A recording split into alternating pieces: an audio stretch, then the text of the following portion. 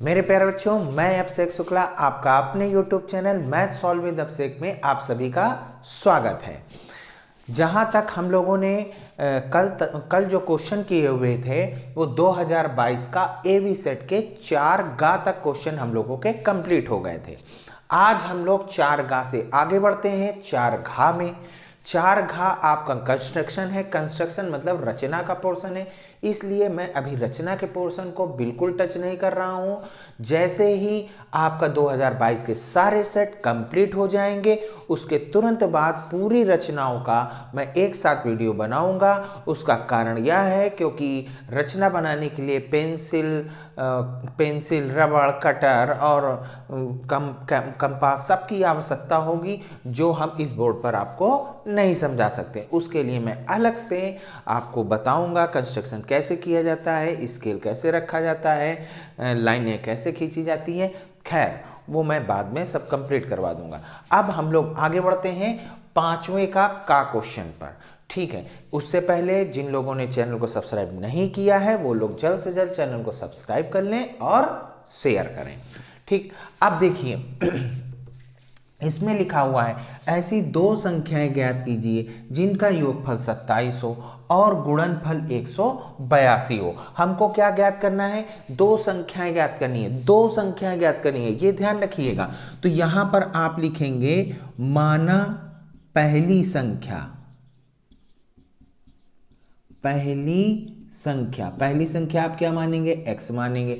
दूसरी संख्या क्या मानेंगे? y। नहीं, ध्यान रखिएगा y से भी हो सकता है, ऐसा नहीं, आप लोग y से भी कर सकते हैं, लेकिन ध्यान रखिए जब भी 2 संख्याएं ज्ञात करनी हो और क्वेश्चन में कह रहा है योगफल दिया है, तो पहली संख्या x होगी तो दूसरी संख्या होगी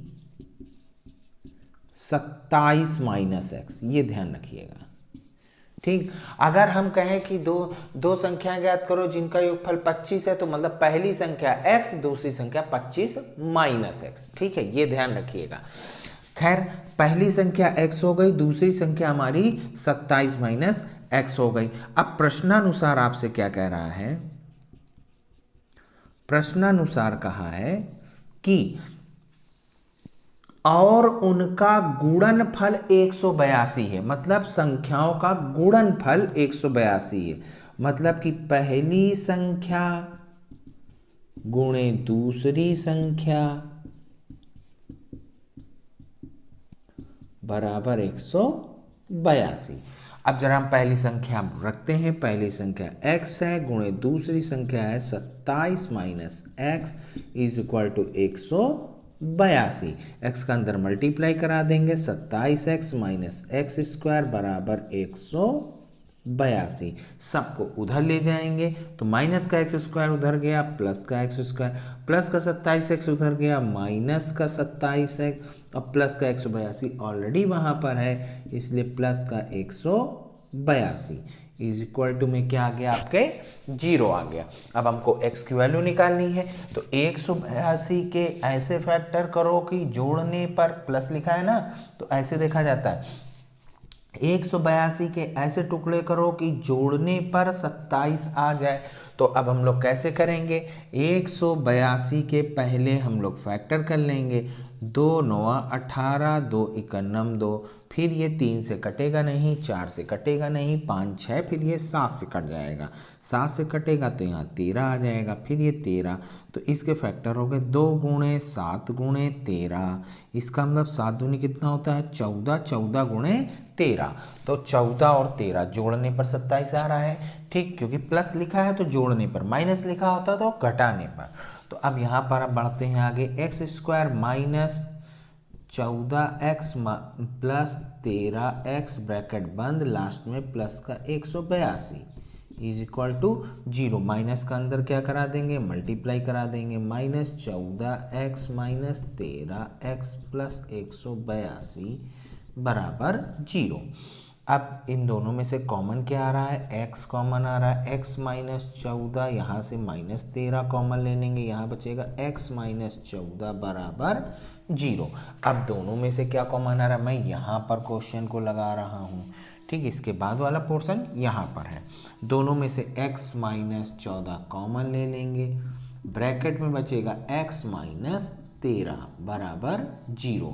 जैसे ही इस रूप में आ जाए उसके बाद क्या किया जाता है, ध्यान से समझ लीजिए। उसके बाद आप एक बीच में लाइन खींचिएगा, पहले x माइनस 14 बराबर 0 रखिए, तो x का मान आपका आ गया माइनस का 14, वहाँ जाएगा प्लस का 14। ठीक, अब यहाँ पर ये भी मान, अब x minus 13 is equal to 0 रखिए, माइनस का 13 उधर जाएगा, प्लस का 13 हो गया। ठीक है, ये सभी लोगों को समझ में आ गया होगा। अब जब x का मान 14 है तब पहली संख्या आ जाएगी आपकी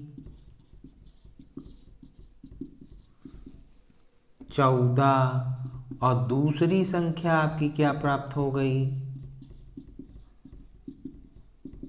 27 माइनस 14 मतलब कि 13 आंसर है। पहली संख्या 14, दूसरी संख्या 13।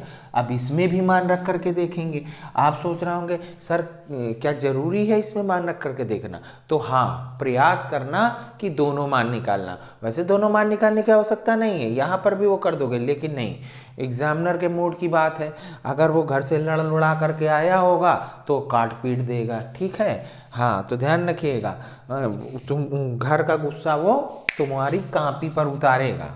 खैर, अब आगे बढ़ते हैं।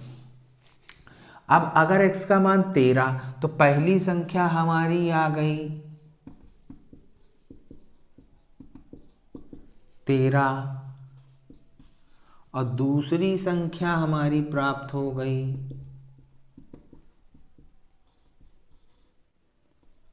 27 माइनस 13 इज इक्वल टू 14। दो आंसर हमको प्राप्त हुए हैं ये। ठीक है, या तो ये या ये।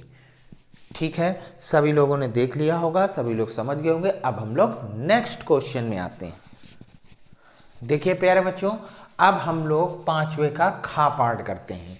पांचवे का खा पाठ क्या कह रहा है, उस रेखा पर जो अक्षों से A और B का अंतःखंड काटती है, मूल बिंदु से डाले गए लंब की लंबाई P है, तो सिद्ध कीजिए 1/p² बराबर 1/a² प्लस 1/p²। ये कोऑर्डिनेट का क्वेश्चन है, इसको हल करने के कई तरीके हैं। ठीक है, मैं आपको उनमें से एक तरीका बता रहा हूँ, आप इसको कई मेथड से सॉल्व कर सकते हैं। ठीक, अब देखिए मैं इसको सिंपल तरीके से बताना चाहता हूँ। सबसे पहले कह रहा है उस रेखा पर जो अक्षों से, बात कर रहा है अक्षों की। अक्ष कितने होते हैं, 2। ये हो गया आपका x अक्ष और ये हो गया आपका y अक्ष। ठीक, ये x का धन वाला सिरा है, ये y का धन वाला सिरा है, ये x का माइनस वाला सिरा है, ये y का माइनस वाला सिरा है, ये सभी को पता होगा। उसने कहा जो अक्षों से A और B का अंतःखंड काटती, इसका मतलब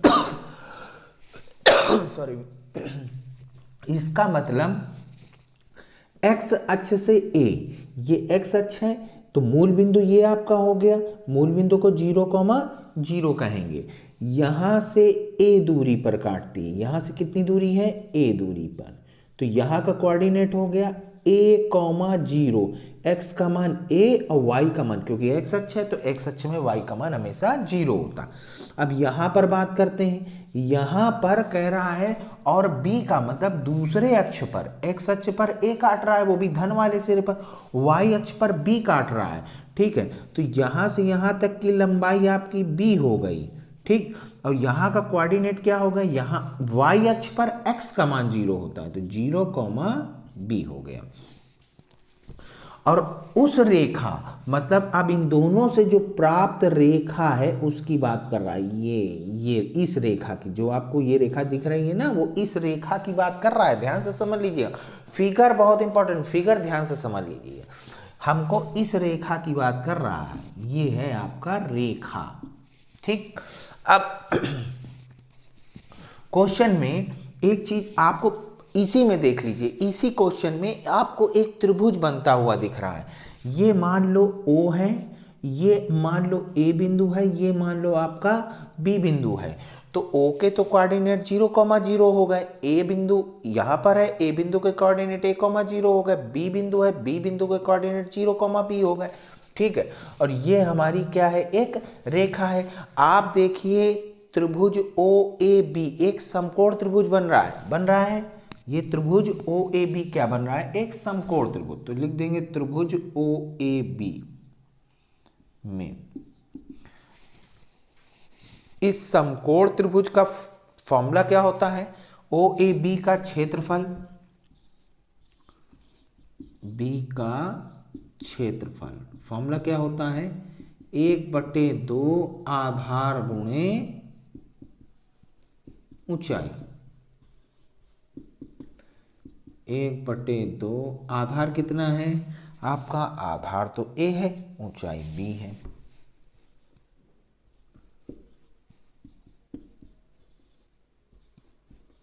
AB, ठीक है। चलिए इतना करके छोड़ देते हैं। अब क्वेश्चन में आगे बढ़ते हैं। मूल बिंदु से डाले गए लंब की लंबाई P है, मतलब मूल बिंदु से इस रेखा पर डाला गया लंब, मतलब ये 90 डिग्री है, इसकी लंबाई है, इसको मान लो ABC नाम दे दिया, M नाम दे देते हैं। मान लिया आपने OM क्या डाला है, लंब डाला है, जिसकी लंबाई कितनी है, P है। OM की लंबाई है P, ये क्वेश्चन में कह रहा है मूल बिंदु से डाले गए लंब की लंबाई P है। OM की वैल्यू आपकी कितनी दे रखी है, P है। ठीक, तो अब त्रिभुज OAB का क्षेत्रफल,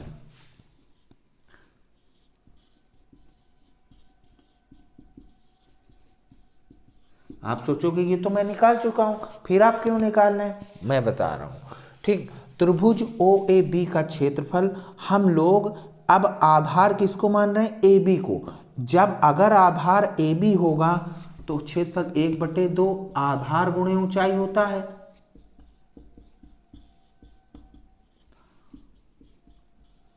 आधार आपने क्या माना, AB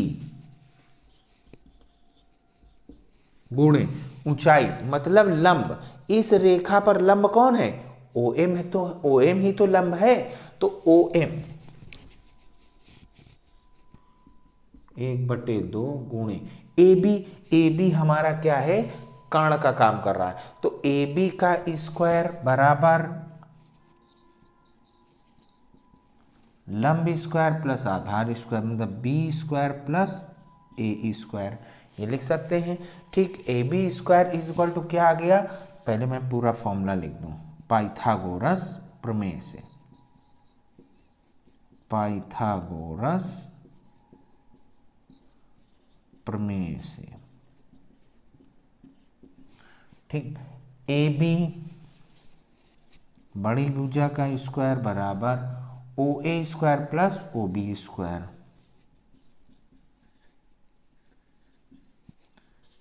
AB स्क्वायर बराबर OA की वैल्यू हमारे पास A दे रखी है, A स्क्वायर प्लस OB की वैल्यू B है। खैर AB स्क्वायर की वैल्यू आ गई। अब हम लोग AB की वैल्यू निकाल लेंगे, plus minus √A square plus B square. ठीक, हम लोग प्लस का ही चिन्ह रखेंगे, कोई बात नहीं। AB की वैल्यू है √A square plus B square गुणे OM की वैल्यू कितनी है आपकी P। दोनों त्रिभुज के क्षेत्रफल आपके दिए हुए हैं, दोनों को हम लोग क्या कर देते हैं, बराबर कर देते हैं। इस त्रिभुज का क्षेत्रफल बराबर इस त्रिभुज का क्षेत्रफल, दोनों त्रिभुज OAB के तो क्षेत्रफल है, तो समीकरण 1 और समीकरण इसको 2 मान लो, दोनों क्या हो गए, बराबर हो गए। तो जरा हम लोग बराबर करते हैं, समीकरण 1 बराबर समीकरण 2।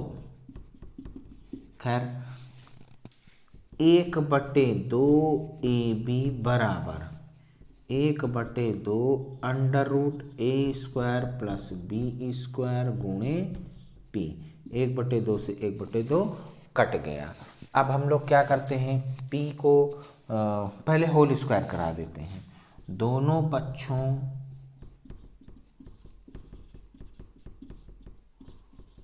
का वर्ग किया। जब आप दोनों पक्षों का वर्ग कर देंगे तो ये बन जाएगा ए स्क्वायर बी स्क्वायर बराबर ये under root A square plus B square गुणे पी का होल स्क्वायर। ठीक है, अब ये आपका आ गया A square B square is equal to, इसका जब होल स्क्वायर करेंगे तो बन जाएगा A square plus B square गुणे पी स्क्वायर। ठीक, ये चीज़ क्लियर हो गई। अब इसके बाद कहाँ कर दें यार, जगह नहीं बची, खैर यहाँ मैं बता देता हूँ। इसके बाद A square B square is equal to A square plus B square गुणे पी, इस पी स्क्वायर को इसके बटे में भेज देते हैं।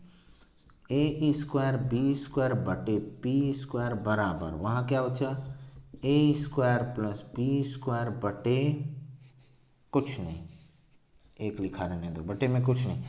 अब इस ए स्क्वायर बी स्क्वायर को उसके बटे में भेज देंगे तो आ जाएगा 1/पी square is equal to A square plus B square बटे ए स्क्वायर बी स्क्वायर। अब इसको अलग अलग कर लेंगे, ए स्क्वायर बटे A square B square plus B square बटे ए स्क्वायर बी स्क्वायर। ठीक, अलग अलग कर लिया। अब अलग अलग करने के बाद ए स्क्वायर से ए स्क्वायर कट गया और यहाँ पर बी स्क्वायर से बी स्क्वायर कट गया तो क्या प्राप्त हो गया, 1/पी स्क्वायर इज इक्वल टू 1/बी स्क्वायर प्लस 1/ए स्क्वायर। यही चीज़ हमको प्रूव करना था। हमारे पास क्या प्रूफ होकर के आ गया, 1/पी स्क्वायर इज इक्वल टू 1/बी स्क्वायर प्लस 1/ए स्क्वायर। प्रूफ, ये देखो यही चीज़ लिखा हुआ है, बस आगे पीछे उससे कोई फर्क नहीं पड़ता है, ये चाहे यहाँ हो ये चाहे यहाँ हो, यही हमको प्रूव करना था। ठीक है, ऐसे हम लोगों को सवाल करना है। ध्यान से समझिएगा, थोड़ा सा बड़ा है लेकिन समझ में आ जाएगा, बिल्कुल सिंपल है। जहाँ एक दो बार ट्राई करेंगे आपको समझ में आ जाएगा। अगर चाहते हैं इसी का दूसरा मेथड तो मैं दूसरा मेथड भी बता देता हूँ। खैर चलिए, अभी इसी का दूसरा मेथड बता रहे हैं। ठीक, ध्यान से समझिएगा, इसी का दूसरा मेथड मेथड क्या है ध्यान से समझिएगा बच्चों। क्वेश्चन में कह रहा है उस रेखा पर जो अक्षों से फिगर वैसे ही बनेगा। ये आपका x का प्लस वाला हिस्सा है, ये y का प्लस वाला हिस्सा है, ये y का माइनस वाला, ये x का माइनस वाला। उस रेखा जो अक्षों से a और b का अंतरखंड काटती है, यहाँ पर कितने का अंतरखंड काटती है, a,0, यहाँ पर क्या काटती है 0,p। दोनों को क्या कर देंगे, मिला देंगे। ये आपका क्या है, लंब है p, मूल बिंदु से लंब डाला गया था, यही तो था। इसको हमने a मान लिया था, इसको हमने p मान लिया था। फिगर आपका सेम वैसे ही बनेगा। ये आपका यहाँ पर लंब है 90 डिग्री। ठीक, अब देखिए ये जो रेखा है, इस रेखा का आपको लंब रूप समीकरण क्या मिलेगा, रेखा AB का लंब रूप समीकरण।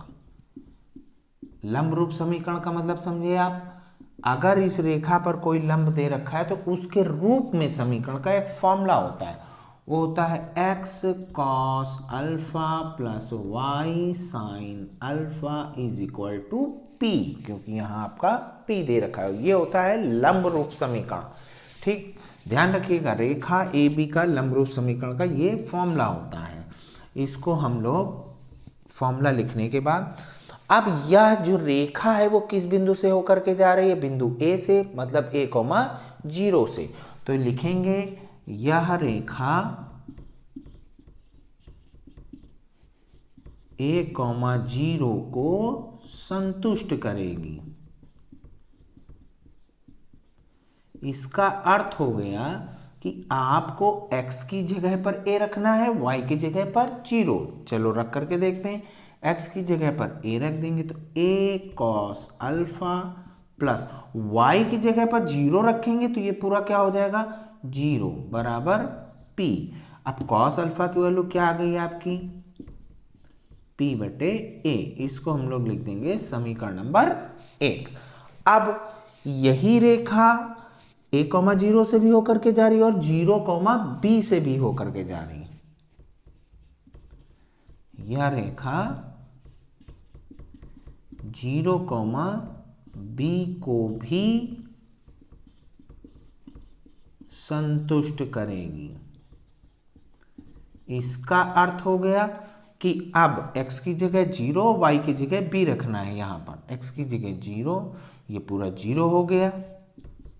y की जगह पर आप क्या रखेंगे b साइन अल्फा बराबर p। अब साइन अल्फा की वैल्यू आपकी क्या आ गई P/B। ये बन गया समीकरण नंबर 2। अब इसके बाद लिखेंगे आप हम जानते हैं, आप सभी जानते हो कि cos square alpha plus sine square alpha is equal to क्या होता है 1 होता है। अब समीकरण 1 में कॉस अल्फा का मान जो दिया हुआ है वो यहाँ रख देते हैं। कॉस अल्फा की जगह क्या रख देंगे P/A का होल स्क्वायर। साइन अल्फा की जगह क्या रख देंगे P/B का होल स्क्वायर इक्वल टू 1। इसका होल स्क्वायर कर देते हैं P²/A² प्लस P²/B² बराबर 1। ऊपर से कुछ कॉमन आ रहा, P² कॉमन ले लेंगे, क्या बचेगा 1/A² plus 1/B² is equal to 1। ये इस P² को कहाँ भेज देंगे अपॉन में भेज देंगे, तो हमारे पास आ जाएगा 1/A² plus 1/B² is equal to 1/P²। और यही चीज हमको प्रूव करनी थी। चाहे आप ऐसे कर लीजिए, चाहे उसके पहले वाले मेथड से कर लीजिए। मैंने आपको दोनों मेथड बता दिए, जो आपको सरल लग रहा हो उस मेथड का आप इस्तेमाल कर सकते हैं। खैर, अब हम लोग आगे बढ़ते हैं मेरे प्यारे बच्चों। अब हम लोग नेक्स्ट क्वेश्चन की तरफ आते हैं। हम देखते हैं कि लिखा हुआ है एक लंबवृत्तीय शंकु के आधार की परिधि। देखिए, क्वेश्चन को एक एक पढ़ना है, ठीक, और वैसे ही हमको हल करते जाना है। हमको दिया हुआ एक लंबवृत्तीय शंकु के आधार, शंकु का आधार कैसा होता है वृत्ताकार होता है। आधार की परिधि दे रखा है, क्या दे रखा है हमको आधार की परिधि। परिधि कहो चाहे परिमाप कहो, दोनों का मतलब एक ही होता है। कभी कभी आपको कंफ्यूज कर देता है, क्वेश्चन में कह देगा भले वो वृत्ताकार हो, कह देगा आधार का परिमाप। आप सोचोगे कि परिमाप सिर्फ किस में होता है, वर्ग में होता है, आयत में होता है, त्रिभुज में होता है, ये वृत्त में तो परिमाप होता नहीं। परिधि को ही परिमाप कहते हैं, ये चीज ध्यान रखिएगा। आधार की परिधि हमको कितनी दे रखी है 24 पाई। अब आधार की परिधि का फॉर्मूला क्या होता है 2πr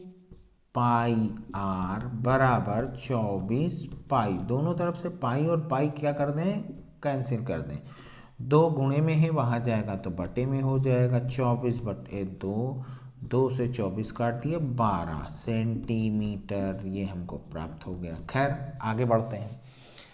तथा ऊर्ध्वाधर ऊंचाई 5 सेंटीमीटर। ऊर्ध्वाधर का मतलब एकदम, क्योंकि शंकु में 2 ऊंचाइयाँ होती, एक ऊर्ध्वाधर जो एकदम लंबवत उसको h बोलते हैं, एक होती तिरछी ऊंचाई जिसको l बोलते हैं। तो इसमें उसने ऊर्ध्वाधर ऊंचाई की बात करी है, तो ऊर्ध्वाधर ऊंचाई हमारी कितनी दे रखी है h की वैल्यू 5 सेंटीमीटर, ठीक। अब उसके बाद क्या कह रहा है, तो शंकु का आयतन ज्ञात करना है। सिंपल सा फॉर्मूला होता है, शंकु का आयतन, ये 4 नंबर का क्वेश्चन है, जबकि इसको 2 नंबर में पूछना चाहिए, तो 4 नंबर का बहुत सिंपल क्वेश्चन। 1/3 पाई r स्क्वायर h, 1/3 पाई, पाई की वैल्यू हम नहीं रख रहे हैं, ठीक क्योंकि उसने कहा नहीं है रखने के लिए। आर स्क्वायर, आर का मान है 12 गुणे 12, 12 का स्क्वायर, h का मान है 5, तो 1/3 पाई गुणे 12 गुणे 12 144, 144 गुणे 5। अब इसको जब हल कर देंगे, 5 चौको 20 की 0, 2 5 चौको 20, 20 2 22, 22 की 2, हासिल लगा 2, 5 5 तो 7, 720/3 पाई। हमने पहले इसका सब गुणा करा दिया, बटे में 3 पाई लिख दी। अब 3 से जब भाग कराएंगे तो इज इक्वल टू आ जाएगा 3 दूनी 6, 3 चौको 12, 240 पाई घन सेंटीमीटर, क्योंकि आता नहीं इसलिए घन सेंटीमीटर लिखेंगे। इसको ऐसे भी लिख सकते हो, 240 पाई सेंटीमीटर की घात 3, चाहे ये लिखो चाहे ये लिखो, दोनों सही है, कोई गलत नहीं है। ठीक, अब आप सोच रहे होंगे सर आपने पाई का मान क्यों नहीं रखा, हम लोग तो रख देते हैं 22/7। हमने इसलिए नहीं रखा क्योंकि पाई का मान 22/7 रखने से कोई भी ऊपर कट नहीं रहा है, तो क्या फ़ायदा रखने से, अगर कट रहा होता तो रख देते। ठीक, अब हम लोग नेक्स्ट क्वेश्चन की तरफ बढ़। बच्चों नेक्स्ट क्वेश्चन क्या कह रहा है, आपको ऐसे एक सारणी दे रखी है और लिखा हुआ है, उसमें लिखा हुआ है माध्य जेब भत्ता 18 है, तो f का मान ज्ञात कर दीजिए। ये f जो यहाँ पर लिखा हुआ है, मतलब लुप्त संख्या f की वैल्यू ज्ञात करनी है। और माध्य जेब भत्ता का मतलब होता है समांतर माध्य हमको दे रखा है। ठीक है, चलो अब हम लोग क्वेश्चन में आगे बढ़ते हैं। हम लोग क्या करते हैं, जैसे समांतर माध्य निकाला जाता है हम लोग सिंपल से वैसे ही निकालेंगे। ठीक है, ये पहले हमारा ये दे रखा है तो पहले हम लोग x निकाल लेते हैं। ये जो दे रखा होता है ये बारंबारता f दे रखी होती है। x कैसे निकलता है, दोनों को जोड़ करके आधा कर देंगे, ये आ जाएगा 12, ये आ जाएगा 14, ये आ जाएगा 16, ये आ जाएगा 18, ये आ जाएगा आपका 20, ये आ जाएगा 22, ये आ जाएगा 24। बच्चों सबको क्लियर हो गया होगा, सब दोनों को जोड़ करके आधा कर देते हैं। ठीक, अब हम लोग क्या निकालेंगे, fx। fx का मतलब होता है f का x में गुणा, 12 छंग 72, 12 सत्ते 84, 14 पंचे 70, 14 छक्का 84। ठीक है, 16 नौवा कितना होता है 144। अब 18 54, 54 की 4, हासिल लगा 5, 18 का 18, 5 23 हो गया, 234। 20 का f में गुणा कराओगे 20 f आ गया, 22 का 5 में 22 पंचे 110, और 24 का 4 में 24 चौको 96 होता है। ठीक, हमने गुणा करा लिया।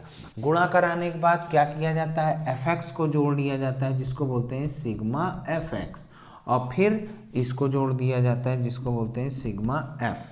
खैर अब हम लोग जोड़ते हैं, 5 4 9 13, 5 4 9 9 9 18, 18 और 13 हो गया आपका 31, 31 और 6 आपका 37, 37 और 7 आपका 44। f को छोड़ करके बाकी सबको जोड़ दिया तो 44 प्लस f आ गया। अब इसको जोड़ते हैं हम लोग, सिर्फ इसको छोड़ दो, इसको अभी नहीं जोड़ना, इसको साथ में लास्ट में प्लस करके लिख देते हैं। ठीक है, 4 4 8 8 4 12, 12 4 16, 16 और 6 22, 22 की 2, हासिल लगा 2, 8 2 10, 10 8 18, 18 4 22, 22 3 25, 25 और 1 26, 26 और 9 हो गया 35, 35 की 5, हासिल लगा 3, 3 और 1 4, 4 5 6, 6 1 7, 752 प्लस 20 f। ठीक, 20 f को सबसे लास्ट में अलग से जोड़ देंगे। खैर हमको ये चीज़ प्राप्त हो गई। हमको क्या निकालना है, f का मान। तो समांतर माध्य दिया है तो समांतर माध्य का फॉर्मूला लगा देंगे, समांतर माध्य बराबर सिग्मा fx बटे सिग्मा f होता है। समांतर माध्य हमारा दे रखा है 18, क्वेश्चन में ही दिया हुआ है, ये बुक में भी ये क्वेश्चन है, ध्यान रखिएगा। सिग्मा fx का मान कितना है 752 प्लस 20f बटे में क्या लिखा हुआ है सिग्मा f। सिग्मा f की वैल्यू है 44 प्लस f। अब 44 प्लस एफ यहाँ चला जाएगा, ठीक है, ध्यान रखिएगा। तो आपका आ जाएगा 18 गुणे 44 प्लस एफ बराबर 752 प्लस 20 एफ। ठीक है, क्लियर हो गया। पहले इसको यहाँ पर लिखे दे रहे हैं, ठीक, जिससे सही रहेगा। अब जब यहाँ पर लिख देंगे तो आ जाएगा 752 plus 20 F is equal to, अब 18 का अंदर गुणा करा देंगे। 18 का 18 36 18 3 54 18 चौको 72, 72 की 2 हाथ से लगा 7, 18 चौको 72, 72 और 7 हो गया 792, 792 प्लस 18 का एफ में गुणा कराएंगे तो 18 एफ हो जाएगा। अब एफ वाले एक तरफ कर लेते हैं, संख्या वाले एक तरफ कर लेते हैं, तो 20 एफ प्लस का 18 एफ इधर आ जाएगा तो माइनस का 18 एफ हो जाएगा इज इक्वल टू 792, प्लस का 752 उधर गया, माइनस का 752 आ गया, ठीक। तो 20 एफ में से 18 एफ गया, बचा 2 एफ, 792 में से 752 गया, बचा 40, 2 गुणे में है वहाँ जाएगा तो बटे में हो जाएगा, 40 बटे 2, 2 से 40 काट दो, कितना आ गया आपका 20। एफ का मान आपको 20 प्राप्त हो गई, यही आपका आंसर।